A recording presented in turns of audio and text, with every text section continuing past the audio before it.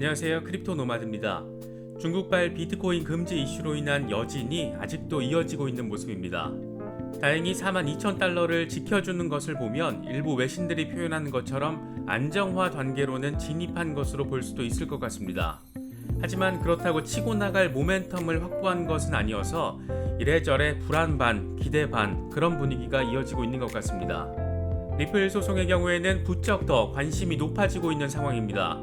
브래드 갈링하우스 리플 CEO가 조건부 합의안을 공개적으로 제안했기 때문인데 이에 대해서 SEC는 아직 별다른 반응은 없지만 XRP의 미래에 대한 분석은 계속해서 이어지고 있습니다. 이번에는 리플이 소송에서 질 경우에는 50% 하락, 또 이기면 10배 급등 이런 분석이 나와서 관심받고 있습니다. 어떤 근거들이 제시됐는지 짚어보도록 하겠습니다. 에이다 카르다노의 경우에는 카르다노 서밋 2021에서 체인링크와의 협업이 발표됐습니다. 체인링크의 오라클을 통합해서 개발자들이 카르다노 네트워크에서 디파이 앱을 만드는 걸 도와주겠다라는 겁니다. 상당히 의미 있는 호재성 정보인데도 불구하고 시장 상황이 어둑어둑하다 보니까 에이다 시세에 의미 있는 영향을 주지는 못하고 있는 것 같습니다. 그래도 카르다노가 이더리움 잡겠다고 안간힘을 쓰고 있는 건 확실히 증명되고 있는 것 같습니다. 요즘 스카이브리지 캐피털의 창립자이자 트럼프 행정부 당시의 백악관 공보국장이었던 안소니 스카라무치가 공개적인 발언을 꽤 자주 하고 있습니다. 이번에는 기관 투자자의 암호화폐 시장 진입과 관련해서 한마디 했는데 많은 기관들이 아직은 주저하고 있지만 결국 대형은행들이 코인베이스와 같은 암호화폐 기업들을 M&A 할 것이라는 꽤 전폭적인 전망을 내놨습니다. 가만히 멍 때리면서 지금의 디파이 혁신 과정에서의 기회를 놓치지 않고 기관들이 결국에는 진입한다 이런 전망으로 볼 수 있습니다. 시장은 어수선하지만 이런저런 소식들 새롭게 전해졌습니다. 좀 더 거시적으로 시장을 바라보시는 데 있어서 조금이나마 도움이 될 수 있으면 좋겠습니다. 본격적인 시작에 앞서서 좋아요와 구독 또 알림 설정 꼭 부탁드리겠습니다. 영상 제작에 아주 큰 도움 된다는 말씀 함께 드립니다. 그럼 시작하겠습니다. 먼저 비트코인 상황입니다. 비트코인은 9월 26일 오후 42,000달러대에서 여전히 지지받는 모습을 보이고 있습니다. 추가 하락을 보여주지는 않으면서 여길 지지받고 올라서려는 힘이 아직은 유효하다라는 점을 느낄 수 있는 그런 부분입니다. 공포 탐욕 지수는 하루 전보다 1포인트 빠진 27로 공포 단계가 지속되고 있습니다. 극단적인 공포까지 나아가지 않는 것을 보면 중국발 악재의 충격치가 이전보다 약해진 점을 확인할 수 있는 부분이기도 합니다. 비트코인 도미넌스는 전날보다 소폭 올라서 42%대에 올라선 상태입니다. 코인텔레그래프는 비트코인이 38,000달러 지지선을 유지해서 주간 차트 마감이 된다면 여전히 괜찮은 상황이라고 분석했습니다. 비록 중국발 악재로 하루에 10,000달러 수준이 빠지긴 했지만 주말에는 43,000달러에서 시작됐고 지금도 42,000달러를 유지한다라는 점에서 우려해야 될 상황은 아니라는 겁니다. 암호화폐 분석가 미카엘 반데포페의 경우에도 중요한 지지선은 여전히 38,000달러에서 40,000달러라는 점을 강조하면서 9월 25일에 43,000달러 출발을 보인 것을 놓고도 좋은 상황이다 이렇게 거듭해서 강조했습니다. 마이클 셀러의 경우에는 중국의 이번 비트코인 탄압 조치를 놓고 중국이 지난 10년 동안 기술 금지 정책을 펼친 것보다 더 많은 부를 창출한 것은 없었다 이렇게 노골적으로 비판의 메시지를 날렸습니다. 중국이 금지한 기업이나 기술은 모두 엄청난 규모로 성장했다는 것을 비꼰 것으로 볼 수 있습니다. 실제로 중국은 2009년부터 2010년 사이에 구글과 유튜브, 페이스북, 레딧 등 지금 글로벌 빅테크로 성장한 기업들의 접속을 아예 차단했던 어마어마한 전력을 가지고 있습니다. 중국이 거부하거나 거세하려고 했던 기술 기업들은 모두 엄청난 성장을 했다. 비트코인 역시 이들의 전철을 따를 것이라는 게 마이클 셀러의 주장이라고 볼 수 있습니다. 중국이 비트코인 금지 조치를 내린 것을 놓고 지난 10년 동안 반복돼 왔던 것이다 이런 주장과 함께 이번에는 조금 다르다 이런 주장이 엇갈리고 있는 상태입니다. 먼저 비트코인 맥시멀리스트들은 뻔하고 반복적인 조치에 겁먹을 필요가 없다라는 입장을 강조하고 있습니다. 플랜 B의 경우에는 차이나 이 단어와 함께 웃겨 죽겠다라는 이모티콘 2개를 함께 올리면서 지금의 상황에 대한 입장을 아주 간단하고 명료하게 밝혔습니다. 크라켄 거래소의 임원인 단헬드의 경우에는 중국이 비트코인을 금지한 횟수가 7,228만 9,393번인가? 이렇게 냉소적으로 트위터를 날렸습니다. 그러면서 중국의 비트코인 금지 조치가 나올 때마다 비명을 지르는 사진을 공유했는데 해마다 비트코인 금지가 반복되고 사람들이 놀라는 것도 똑같다 이런 점을 비꼰 것으로 볼 수 있을 것 같습니다. You are here. 앤소니 폼필리아노의 경우에는 중국이 비트코인과 암호화폐를 금지한 것이 몇 번인지 기억할 수 없을 정도다 이렇게 밝히면서 과거 중국발 비트코인 금지 이슈가 터졌을 때 기사 헤드라인을 공유했는데 제목을 자세히 보면 하나같이 같은 날 작성된 것처럼 거의 비슷해서 웃음을 안겼습니다. 진짜 거의 똑같습니다.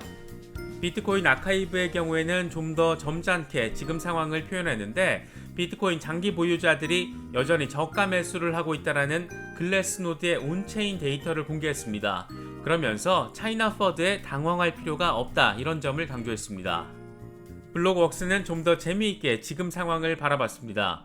과거 중국이 페이스북을 금지한 뒤에 웨이보를 만들었고 구글을 금지하고 나서 바이두를 만들었던 전략을 다시 한번 강조하면서 이번에는 비트코인을 금지한 뒤에 디지털 위안을 내놓을 것이다 이렇게 중국의 속내를 아주 간단 명료하게 보여줬습니다.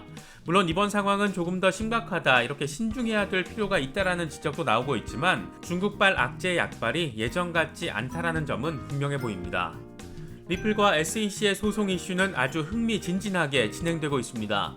브래드 갈링하우스 리플 CEO가 조건부 합의 의사를 공개적으로 밝힌 가운데 이번에는 SEC 소송 변수에도 XRP에 베팅할 가치가 있다라는 전망이 나와서 주목받고 있습니다. 골드만삭스 출신의 유명 매크로 투자자 라울 팔은 리플은 10배 가격 상승 가능성이 있는 큰 위험 보상 비율을 가지고 있다라면서 XRP의 낙관적인 의견을 피력했습니다.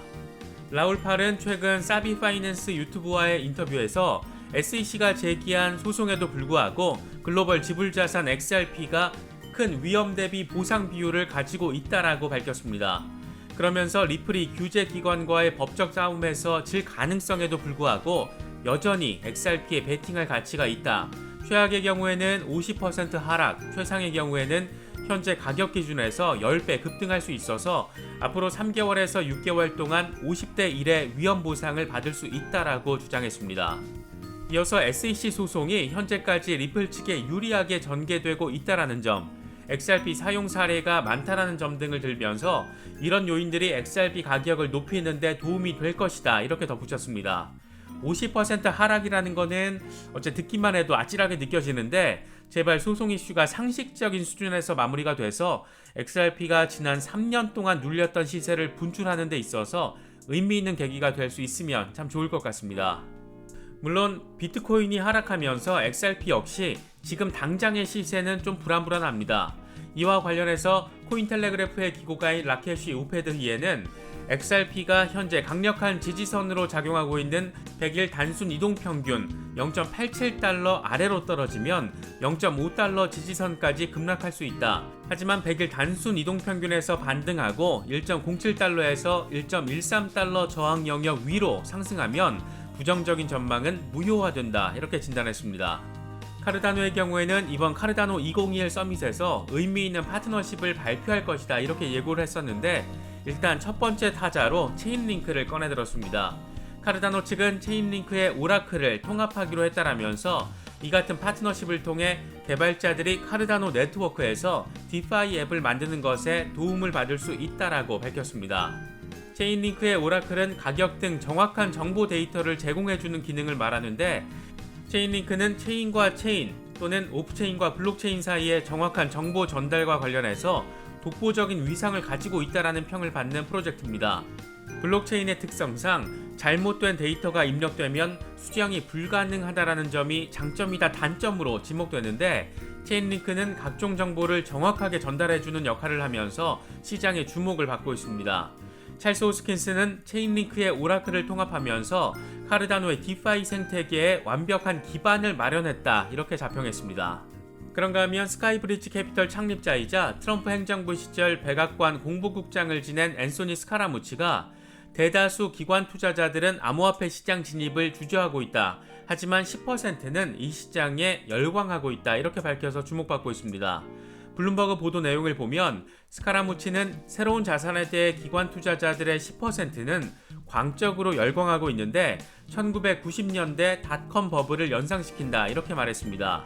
현재 피델리티를 비롯한 일부 금융회사들이 암호화폐 서비스를 강화하고 있지만 대다수 기관들이 암호화폐 시장의 높은 가격 변동성을 우려하고 있다는 상황을 설명한 것으로 볼 수 있습니다. 스카라무치는 그러면서 대형 은행들이 탈중앙 금융의 발전을 지켜보며 당초 생각했던 것보다 더 빨리 코인베이스와 같은 암호화폐 기업들을 M&A 할 것이다 이렇게 전망했습니다. 다소 전폭적인 전망이라고 볼 수 있는 그런 부분인데 결과적으로 기관들이 지금의 상황을 좌시하면서 디파이 시대로의 진입 타이밍을 가만히 멍 때리다가 놓치지는 않을 것이다 이런 의미로 바라볼 수 있을 것 같습니다. 하락장을 경험할 때 반복적으로 느껴지는 것은 하락장에서 시장의 기운이 빠져 있을 때는 중장기적으로 또는 거시적으로 시장을 바라보면서 이슈 트래킹을 하는 것이 좀 더 생산적이었다라는 겁니다. 불안하다고 패닉셀할까 고민하지 마시고 또 스트레스 받는다고 술에 의존하는 것 대신에 다가올 상승장에 대비하시는 기회로 삼으실 수 있으면 더 좋을 것 같습니다. 이번에 준비한 영상은 여기까지입니다. 영상이 도움이 되셨다면 좋아요와 구독 또 알림 설정 꼭 부탁드리겠습니다. 영상 제작에 아주 큰 도움 된다는 말씀 함께 드립니다. 언제나 성토하시기를 기원하겠습니다. 시청해주셔서 감사합니다. 지금까지 크립토 노마디였습니다.